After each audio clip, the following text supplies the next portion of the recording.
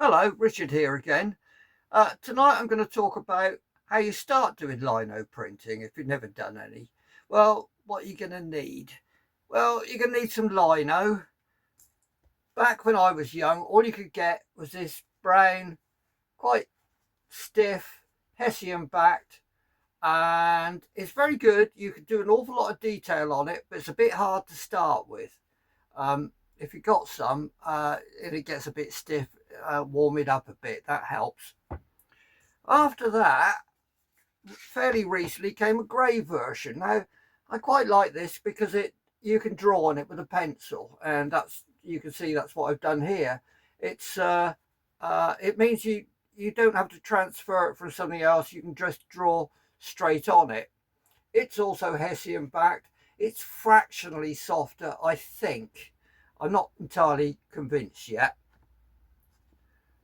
But recently you've been able to get this, which is called soft cut, and it's a sort of rubbery substance. It's smooth on one side and slightly textured on the other. I have used it. I find it a bit soft, a bit hard to put detail on, but I think it might be very good if you're going to do multicolored ones and you wanted to fill in blocks of color on a hard lino in the background. We'll get to that at some point in the future.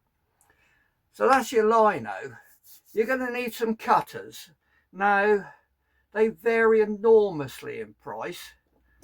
A starter cutter set will be something like this. It costs about £6. It comes with about 4 blades, a V-shaped one, a bigger V-shaped one, and a couple of gouges, which are quite good for you getting rid of larger areas. They're quite good, not particularly sharp, but absolutely fine, I'd reckon, for using with this soft cut lino. So that would be, if you're very new to this, I'd get that and that. Now, bit up from that, I've been lucky enough to have purchased some better cutters. Now, they're not ideal for lino. They are actually very cheap wood carving cutters. Nice handles, bit more comfortable to use. Now this one, which I use for virtually everything, is just a V cut. It's a bit huge for what I'd like to use it for, but I can actually get fine lines with it, and the more you use them, the better and easier it gets.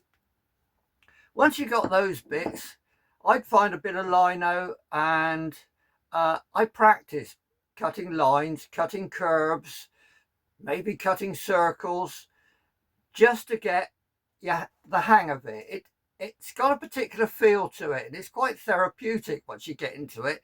And I can spend hours doing it and get lost completely just on the feel, and it does feel nice. It's a physical, tactile, enjoyable occupation, cutting lino.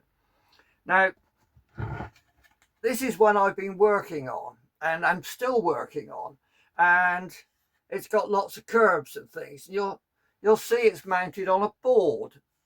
Well, I've stuck it on with sticky tape, and the reason I quite like using a board is I can turn it round, because you're constantly turning it to do curves and different angles. And I just find this a cheap, easy, comfortable way. And if you want, you can sit on the sofa in front of the telly and you can still carve away lino. Make a mess, but that's life. So what are you going to do? I'd say stick to something simple. It's going to force you to do something simple, which is not a bad thing. That's kind of what I like about lino. I used to be a technical illustrator, so everything I did was detailed. And actually, it's taken me years to unlearn doing all that detail. And that's one thing I really love about lino. It forces me to simplify things. So if you think you're going to be knocking out £50 notes out of lino, you've got another thing coming. Apart from the fact that I've never seen a £50 note, and you might get away with, if you tried to buy a print from me using one, I probably wouldn't notice.